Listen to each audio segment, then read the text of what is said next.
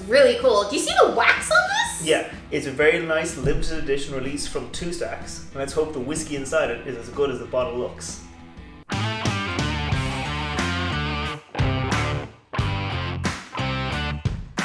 Welcome back to the channel. I'm Matt, and I'm a whiskey nerd.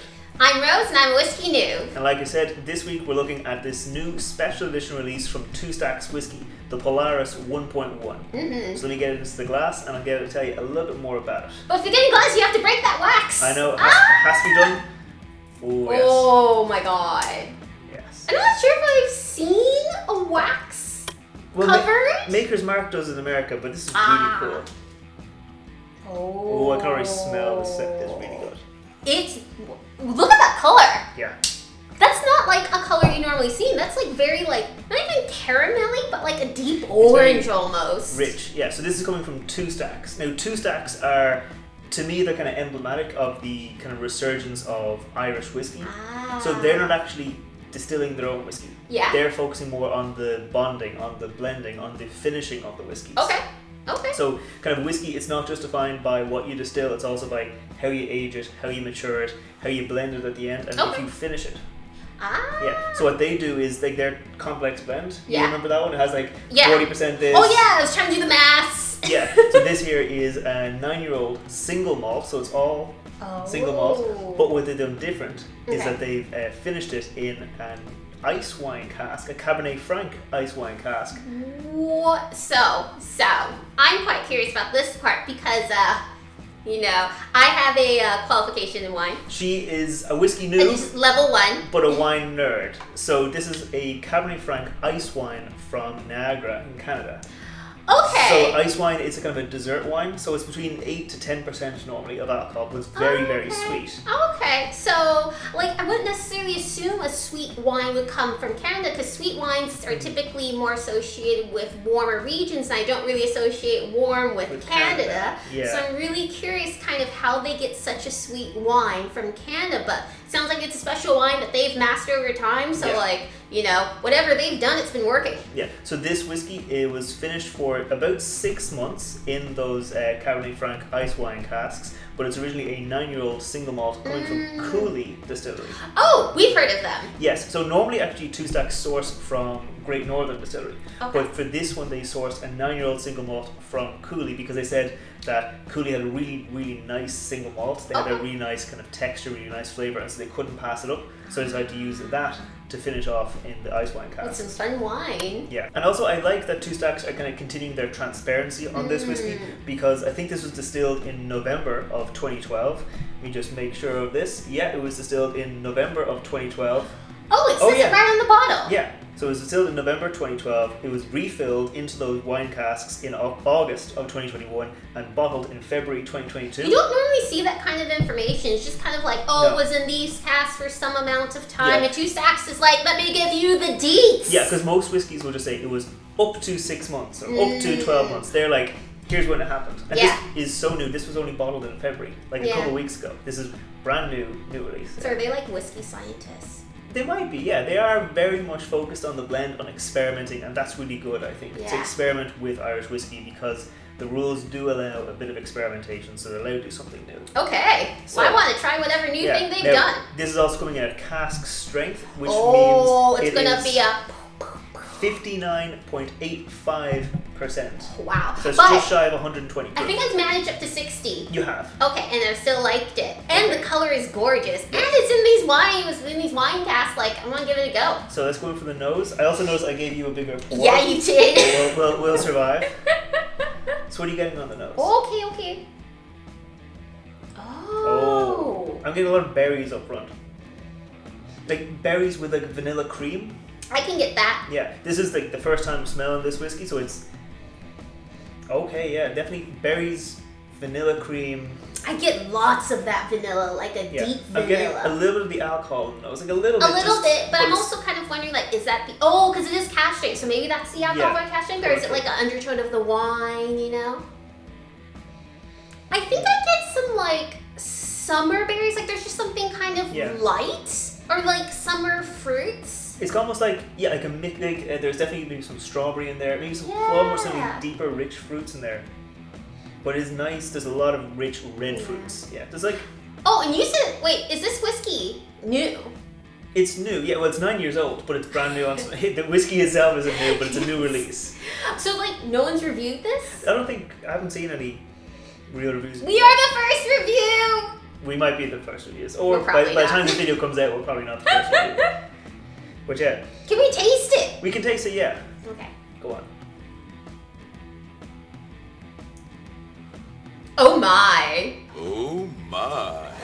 That's like, Oh. whoa! I wouldn't necessarily guess that it's cask strength. Like, there's a little bit, wait, no, we haven't done the fish.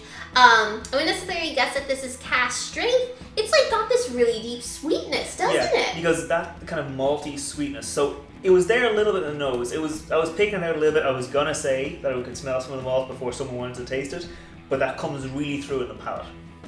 The maltiness, the kind of deep, rich caramel kind of funkiness, that's what comes through really in the palate. The berries take a little bit of a step back. That maltiness is now come forward. Oh yeah. The vanilla, the caramel. Definitely a lot of vanilla, caramel. Like, I feel like it's like a, not syrupy, but like syrup taste. Syrup taste in there. Like on the finish, we'll get to this in a minute, but I'm getting almost a little bit of like apples and pears. Oh, You can maybe see that's that? kind of where like the fruitsy bit comes Yeah, back like in. almost like a caramel drenched, like, you know, like an apple is dipped in caramel, that kind of nice rich sweetness. Yeah. You can feel on your tongue the heat from the proof. Oh yeah, but my it's- tongue feels a little tingly. Yeah. Yeah, and when I swallowed it, it was like a little bit of a burn, but like not exactly the same level as I would associate with cask strength. Like, it's a lot easier to drink for something that I would think, you know, a cask strength whiskey would be. Yeah, It's quite lovely. This is just shy of 60%, but it's drinking at about maybe 50%. That kind of, it doesn't have that burn, it doesn't have the harshness, it just has a lot of flavour. Well, they are the whiskey scientists. Yeah, so it's going to get, what else can you get on the taste? Oh. I think, and this might be a little weird, Okay. I get some s'mores. Some s'mores. S'mores.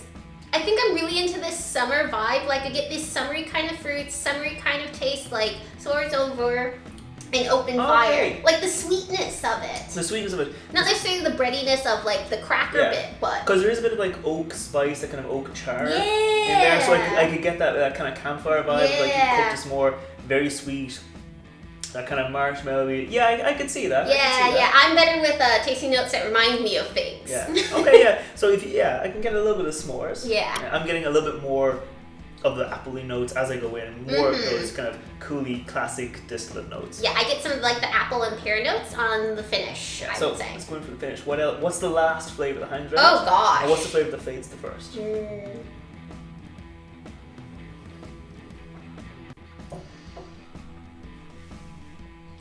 I don't know if this is right or not. But I'd say my final, like the flavor that is at the end would be more of like those apple pear kind of notes. Yeah, like there's a nice maltiness, and that kind of fades away. Yeah, it's a nice gradual journey. It's not like something sharp or anything like that. Alcohol, as that maltiness kind of fades away, the sweetness kind of fades away, the tingle of the alcohol comes a little bit more forward. The oak spice fades away. It leaves you a nice kind of warmth. Yes. Yeah, and then you got the apple like a pears. campfire.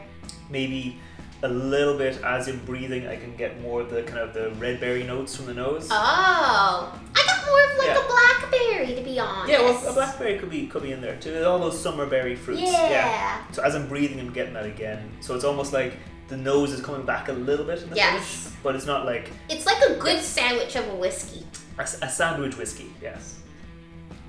So if you had to guess what ABV this was, now you know it's almost 60, but if you had to guess just on the taste, what would you guess? Definitely not almost 60%. It'd probably be closer to, like I think you said before, like a 50% or so, because it's cask strength, but it is just lovely. It's not like cask strength, because I've had some cask strengths where I was like, oh god, I can't manage that. But this is not one of them. This is very lovely, well balanced. You get a whole sandwich of a journey. Yeah, because it's the cask strength. It's delivering like a cask strength flavor without the cask strength burn. Ah, yes. Because typically, when you go from a cask strength down to 40%, you're adding a bunch of water. So you're removing the alcohol burn, but you're also removing a lot of flavor. But they've done here, it keeps all the flavor, but it doesn't really have all that burn. Yeah. It's quite nice. I agree. Yeah. And this is actually Polaris 1.1. Oh, which okay. means they've got plans, seemingly, I'd imagine from a name like 1.1, that they've got 1.2. plans for 1.2, 1.3, maybe then a... Maybe 2. they still have some in cask and they're still experimenting with them. They could be experimenting, yeah. Because they actually have a new, I think, Scientists. a bonding warehouse. They've recently kind of revamped their facilities. They've got new bottling, new bonding facilities. So yeah, I I think... do love their bottles. These bottles are really cool looking. Yeah, I think some more good things are coming from Two Stacks. So I think that's all I've got to say about this whiskey. Same Yeah? for me. I mean, it's a very nice whiskey. It's a limited edition, so if you can get it, get it. I'm going to be holding on to this whiskey. I'm going to be saving it. But what he means by that is he's going to be keeping it away from me. Yes, that's pretty much what's going to be happening. I'm going to be keeping it away from her so I can enjoy more of it later. If you want to see more reviews, we put out whiskey reviews every Wednesday and we put out cocktail recipes every Friday. So if you want to see more of that, you just got to hit that subscribe button. I think, yeah, I'm going to keep on enjoying this. Yes! We'll see you next week. Bye-bye! Lovely, lovely. You so much more than me. Yeah, you poured me so much!